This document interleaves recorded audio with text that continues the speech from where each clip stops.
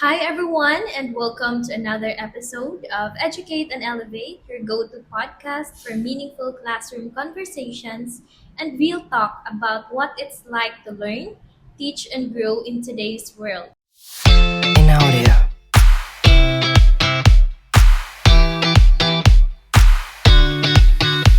I'm Jamaica. I'm Vanessa. And I'm Stephanie.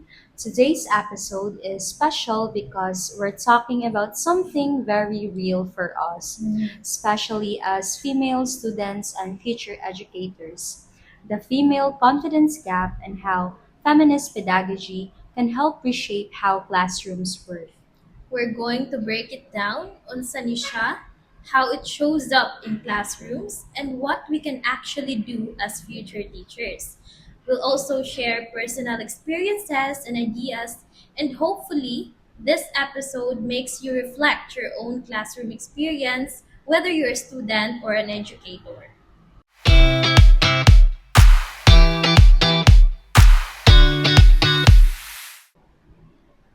So let's start with the basics. What exactly is the female confidence gap? So para nako sa in simple terms lang, it's a pattern where women and girls often underestimate their own abilities even when they're just as competent or sometimes even more competent than their male peers. Yes, it's not just a feeling, huh? There's actual research that backs this up. For example, a study by Hewlett Packard found that men apply for jobs when they meet only 60% of the qualifications, but women apply only when they meet 100%. This tells us something na it's not just about skills or qualifications, but about how confident you feel about them. And it's not limited to work, no? Even in the classroom, kita mismo naka-experience na ingani. Sometimes, girls are less likely to volunteer answers, participate in debates, or take leadership role, not because they don't know the answer, but because they doubt themselves. Murag magduha-duha ta ba? Sakto ba niya akong gihuna-huna? Or what if mali ko? Exactly. And society plays a big role in shaping that mindset. Since katong gamay pata, girls are often praised for being obedient, quiet, and neat. But boys, on the other hand, they are encouraged to take risks, be bold, and speak up. So as we grow older, kana nga mga like mindset or message nagpabilin nato unconsciously. That's really true. I've seen this personally, Jude, like during elementary and high school days, ang mga teachers, mo comment jud sila sa mga laki nga quote-unquote brave for speaking up even if their answers kay sayop. But when a girl gives a wrong answer, sometimes the reaction is more critical. So, like over time, girls learn to stay quiet to avoid embarrassment. Which is sad, no? Because it doesn't mean girls are less capable. It just means we've been taught to second guess ourselves. Mauni ang essence sa confidence gap. The danger is it can follow us into adulthood even if we don't become aware of it and work on it. So, this is why the topic is relevant and important for us as bio students right now, if ever we want to pursue being an educator in the future, because one day we'll be the ones handling classrooms, and we need to ask ourselves, are we unintentionally reinforcing this gap, or are we helping to close it? Yeah.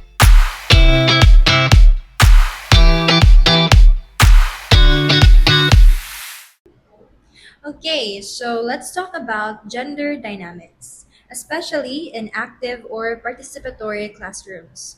So nowadays, we promote group discussions like student led activities, debates, and collaborative projects, which is great. But sometimes, we forget nga not all students bitaw feel equally safe or empowered in these settings. Exactly. Like, yes, active learning is great. Pero active learning without inclusion can still be biased. For instance, if Teachers don't moderate group dynamics. Students who are already confident, usually mga lalaki, they will dominate the discussion. Ang uban, especially girls or mga shy na students na maulo sila, ma-intimidate or ma-overlook. Yeah, that's correct. And I saw this in one of my classes during high school days. Our provided us and divided us into small groups and gave us a topic to discuss. In my group, there were two male students who immediately took over, talking, assigning roles, and even finalizing conclusions. Like sila ra ang nagkuan sa tanan, nag-decide without asking everyone else. And since they were loud and assertive, the teacher assumed that they were the leaders. But some of us, including me and another girl, had valuable input that was ignored. Oh, makarelate juguan na gyud. And I think no, part of the problem bitaw is how participation is graded or recognized, di ba? Kaya usually, the louder students man jud ang makit-an nga Yes, more yeah. engaged, di ba? So, while the quiet ones po are seen as passive, even if they're reflecting deeply or contributing in other ways. Di ba, dili siya fair? Exactly, and here's where feminist pedagogy comes in. This approach challenges the idea that learning only happens through competition, individual performance, or being the most vocal. Instead, it focuses on collaboration, equity, and shared authority in the classroom. Yes, and feminist pedagogy encourages us to ask who's speaking, who's being heard, and who's being silent, not intentionally, but by the way the classroom is structured. True. And it's not just about girls versus boys, ha? It's also about introverts versus extroverts, or English speakers versus Visaya speakers, and so on. Feminist pedagogy aims to level the playing field so that everyone, not just the confident few, can engage meaningfully. What I love about this approach is that it pushes us to redefine what smart looks like. Dili lang kay taas ang Yeah. score or maayo mo recite, but Mm. also, can you listen?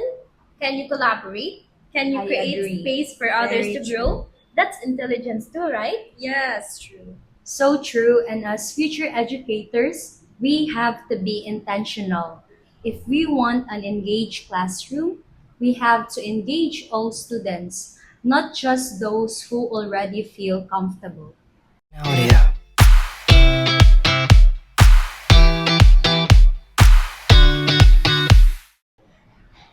You know, this topic hits close to home.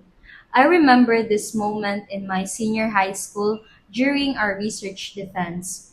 I was part of a group and I did most of the data That's analysis. very you. Like, I really spent Yeah. nights checking every statistical Yeah. detail. But when it came to the actual presentation, like amo ang research defense, one of my male group mates volunteered to present. I hesitated, pero honestly, I let him do it kay I was scared of messing up or being questioned. I thought, what if I stutter? Or like, what if I forget something? Oh, I feel that. It's like we second guess ourselves before we even try. Dili tungod kay wala ta kahibalo, but because we've been conditioned to doubt our voices. I had a similar situation sa akong science class. I knew nga I had a better understanding of the topic, but my classmate who spoke confidently, even if mali gud ang iyang tubag, still he ended up leading the whole discussion. Giilugan pa ko sa whiteboard and I just stood there and laughed it off. Yeah. But deep inside, I felt small guilt. And the worst part, our teacher didn't notice. Yeah, and from that experience of mine, di ay, after sa katong presentation, kay there are really many problems kani arise ato, like siya as a boy also ni stutter siya. So ako in my part, I regretted it Kay what Wala if ka ni ni-present. stand up ko, ako may Oo. ni-push through to present kay since ako man jud ang naghimo sa data analysis, so I know the study more. Yeah. Grabe jud no, like it's very sad and very familiar. I remember sad in a political science class, nami debate, group debate siya. So like nag-prepare ko maayo jud, like practice yun na ko akong arguments and nasa ko'y data to back my claims, di ba?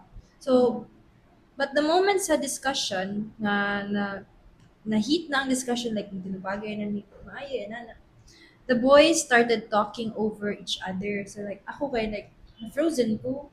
Like I felt like my voice didn't belong there. I tried to speak but yunhan mang gugupirmi nila. Like inala nga feeling ba? Like, after sa debate kay one of my classmates said, "Sayang Vanessa, nitabi ta kag maayo daghan." Sumoto na ko na ako nga kanang ganahan man jud ko. Moto kay gibuhat sad na ko nitabi sa gitong daghan. And it's not just because we lack the knowledge, it's about the confidence, especially to us girls. That's why this gap is like frustrating jud siya for most of us Yeah, because true. girls often have the content but not the courage. Yes. Boys often have the confidence but not always the content. And the society rewards the louder voice. Very And- true. Yes. And that's where feminist pedagogy really matters. Teachers can break that cycle by changing how participation is measured and encouraged, not just through oral recitation, but through meaningful engagement in different forms. Exactly. So we need to rethink what participation really means. Dili lang kay kinsa ang pinakadaghan ng istorya, like ang tutuyok na ra ba ang kuan, ang istorya like ang sa point ra siya but para mataas man jud, balik-balik. It should also include reflective writing, collaboration, and creative output. Kay not everyone manggod mo shine in debates and that's okay because it's not one size fits all. Yes, tinuod yun na kay as per teaching profession, everyone or every students have different abilities. We have different skills and different intelligence. So, naay uban mas maayo sila mutubag, mo-participate, napoy uban nga maayo gud sa sulat lang. Yes. And usually baya kay ang mapansin gud sa teacher is kana jung mutubag.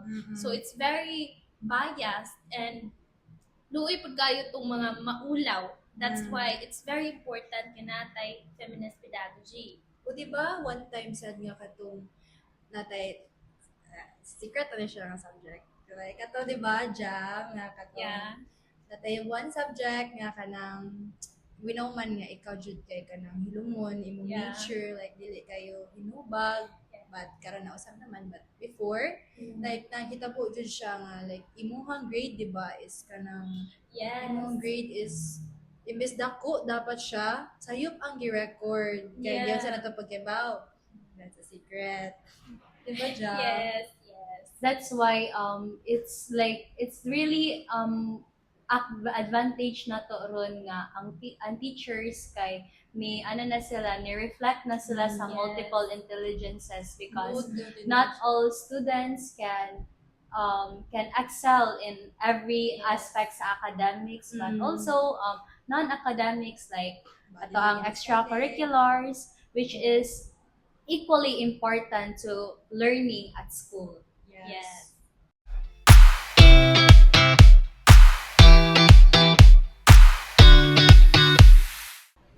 So let's talk about solutions. We're future teachers. How do we design classrooms that close this confidence gap? So one strategy is intentional monitoring. Tanaw na to kinsa ang permi nagaparticipate and kinsa pud ang permi hilom. If we see the same 3 students that always speaking up, we need to find ways to bring others in. So maybe give those quiet students a heads up before discussions like, I'd love to hear your thoughts on this topic later, Nana. That gives them time to prepare, of course, and feel less pressured. I agree totally, June. And let's also give multiple formats for participation. Not everyone thrives manggod sa kanang group activity or Yeah. oral report. Kaya yung ubang mga estudyante, they're also brilliant writers. Yes. Others express best through visuals. So why not allow students man to share ideas through, example, audio recordings or short reflection videos, diba? Yeah, and ang katong approach ni Jam, no, kay na-observe na nato personally, like sa class ni Miss Junali, like if Yes. magbalik-balik na gali ang student kani tabi kay manawag siya sa lain, like especially during online classes, Yes. anang it's not just calling our attention and be active listeners. She also encourages us to be confident in answering her kay para niya walay sayop nga answer. Yes. And classroom tone matters too. Teachers should model what it means to be wrong gracefully, like saying, "Oh, I see your point. I hadn't considered that," instead of shaming student. Yes. That builds trust. Kaya sometimes, dili kahibalo ang estudyante, but if safe ba siya mo try or masayop, kay masulti dyan na siya. Yes, and we should also explicitly affirm contributions from female students, especially when they challenge the norm. So if a girl mo share siya mga bold idea, iyang i-highlight to, also dapat i-encourage ang uban to build on it. That way, her voice becomes part of the classroom's intellectual space. True. And we also need to stop framing assertiveness as aggression, especially for girls. Kay dili dapat negative ang pagiging outspoken. In fact, we should celebrate Yes. that as leadership. Yes, speak your truth, girl. You belong here, girl. Ano ba Yes. dapat? Yes. From your point, Jud, kay, like, another experience na po ni siya, I attended the Pangandi Leadership in San Remigio from it was organized by SSG. So it's just happy to see how katong mga ubang leaders nga nakauban ako during sa summit nga they always encourage the silent ones, like they always tells like ako ato kay silent man sa jud ko kay na jud ko pagka shy if I'm with other people na you pa na ko nga na paan nga na kaila. So lang kanang personally kay shy jud ko ato and silent, but like especially ang katong team leader na mo kay she always kanang comes to us mga silent ones and mag-ask siya na mo unsay messages ninyo or unsa man ganahan ta mo speak up about ani, like there's the encouragement na maka-build for that confidence gap. Yes. Indot siya, no? So, kato nga giduol ka sa imong kuan leader nga kay you are the silent one. So, unsa may na feel nimo, like unsa may na kuan sad nimo ato? Like at first kay there's the shyness kay what if dili sila mo agree sa akong ganahan nga i-suggest. Yeah, but it's the people around you really matters. Kay para kay si mata mong leader, like warm jud kay siya mo kuan, warm kay siya mo tabi, like kanang nindot kayo siya ang iyang pag-approach. So ako kay murag na kuan akong confidence nga what if i-suggest jud ko ni, what if ipagawas na ko kung unsa nasa kong una-una for our team nga mga activities kay mahimong better. So that's why it's powerful, because when you feel like you belong, like you speak differently, you participate differently, you grow. Yes.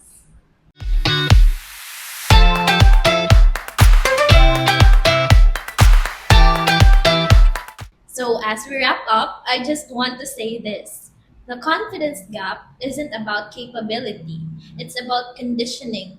And as future teachers, if we will proceed being an educator, we are in position to challenge that conditioning every single day. Exactly.